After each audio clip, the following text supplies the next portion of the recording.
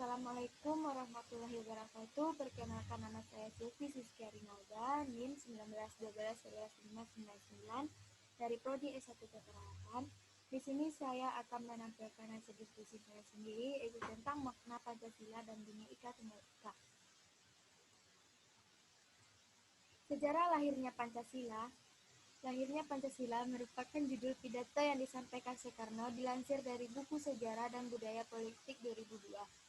Karya Satya Badan Penyelidik Usaha Persiapan Kemerdekaan Indonesia (BPUPKI) mengadakan sidang pertama dari 29 Mei hingga 1 Juni 1945. Rapat tersebut dilakukan di Gedung Chuao Hani In, yang sekarang dikenal dengan sebutan Gedung Pancasila. Pada zaman Belanda, gedung itu digunakan sebagai Gedung Volksraad atau perwakilan rakyat. Lambang dan makna Pancasila. Lambang dan makna Pancasila yaitu burung Garuda melambangkan kekuatan dengan warna emas sebagai simbol kemuliaan. Perisai di tengah melambangkan pertahanan Indonesia dengan setiap simbol melambangkan setiap ajaran Pancasila, yaitu 1. Bintang melambangkan prinsip ketuhanan yang Maha Esa. 2. Rantai melambangkan prinsip kemanusiaan yang adil dan beradab. 3. Pohon beringin yang melambangkan prinsip persatuan Indonesia. 4. Kepala banteng melambangkan prinsip demokrasi yang dipimpin oleh kebijaksanaan dan permusyawaratan perwakilan. 5. Padi dan kapas melambangkan sila keadilan sosial bagi seluruh rakyat Indonesia. Selanjutnya itu sejarah Bhinneka Tunggal Ika. Sejarah Bhinneka Tunggal Ika diambil dari arsip resmi Kementerian Hukum dan HAM. Bhinneka Tunggal Ika berasal dari bahasa Jawa kuno yang diambil dari kitab atau Kakawin Sutasoma karangan Empu Tantular pada masa kerajaan Majapahit sekitar abad ke-14 Masehi. Pada mulanya kalimat Bhinneka Tunggal Ika dalam sastra tersebut adalah bentuk rasa toleransi dari MPU Tatular yang merupakan penganut Buddha Tantrayana yang hidup di lingkungan kerajaan Majapahit yang beragama Hindu Siwa. Selanjutnya, pengertian Bhinneka Tunggal Ika. Bhinneka Tunggal Ika adalah semboyan bangsa yang berasal dari bahasa Jawa kuno yang artinya berbeda-beda tetapi tetap satu. Diartikan dalam satu kata, yaitu Bhinneka yang berarti bene beragam. Bhinneka beragam diambil dari kata neka yang bahasa Sanketa, yaitu maca.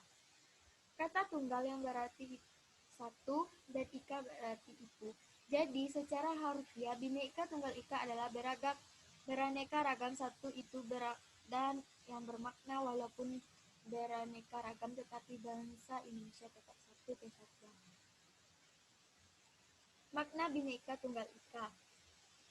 Semboyan Bhinneka Tunggal Ika makna sebagai alat pemersatu bangsa Indonesia sesuai dengan arti yaitu berbeda-beda tetap satu. Hal tersebut sangat menggambarkan keadaan Indonesia di mana negara ini memiliki banyak pulau yang terpisah, memiliki warga yang berbeda dan kepercayaan ras, suku, dan bahasa tetapi tetap satu. Fungsi Bhinneka Tunggal Ika. Adapun beberapa fungsi dari Bhinneka Tunggal Ika dalam bangsa maupun bermasyarakat yaitu 1. Menciptakan dan menjaga kesatuan Republik Indonesia. 2. Membangun kehidupan nasional yang toleran. 3. Sebagai rambu-rambu peraturan dan kebijakan negara. 4. Membantu mewujudkan cita-cita leluhur bangsa. 5. Membantengi perdamaian Indonesia. Selanjutnya, prinsip Bhinneka Tunggal Ika. Prinsip Bhinneka Tunggal Ika yaitu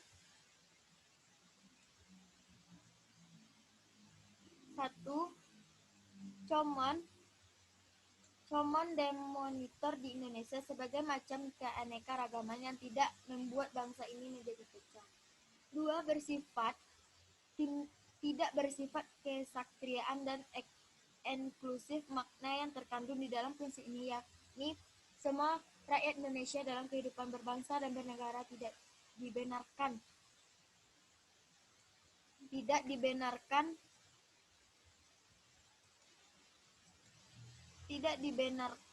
menganggap bahwa dirinya atau kelompoknya adalah paling benar, paling hebat, atau paling diakui oleh yang lain.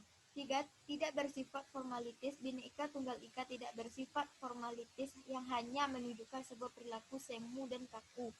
4. Bersifat konvergen bina ika tunggal ika, sifat konvergen dan tidak konvergen. Selanjutnya implementasi Bhinneka Tunggal Ika. Implementasi Bhinneka Tunggal Ika yakni 1. Perilaku inklusif seseorang haruslah menganggap bahwa dirinya sedang berada di dalam suatu populasi yang luas sehingga tidak melihat dirinya melebihi diri dari yang lain. 2. Mengakomodasi sifat pluralistik ditinjau dari keanekaragaman yang ada di dalam negeri ini, maka sepantasnya lah bila Indonesia adalah bangsa dengan tingkat pluralistik terbesar di dunia. Yang selanjutnya yaitu 3. Tidak mencari menangnya sendiri. Perbedaan pendapat adalah hal yang lumrah terjadi pada zaman sekarang.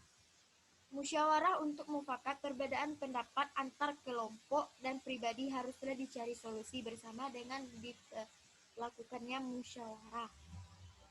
Dilandasi rasa kasih sayang dan rela berkorban sesuai dengan pengorbanan sebaik-baiknya manusia, yaitu bermanfaat bagi manusia lainnya. Baiklah, hanya itu yang dapat saya sampaikan. Mohon maaf jika ada kata-kata saya yang salah atau video saya bermasalah. Terima kasih. Saya ucapkan Assalamualaikum warahmatullahi wabarakatuh.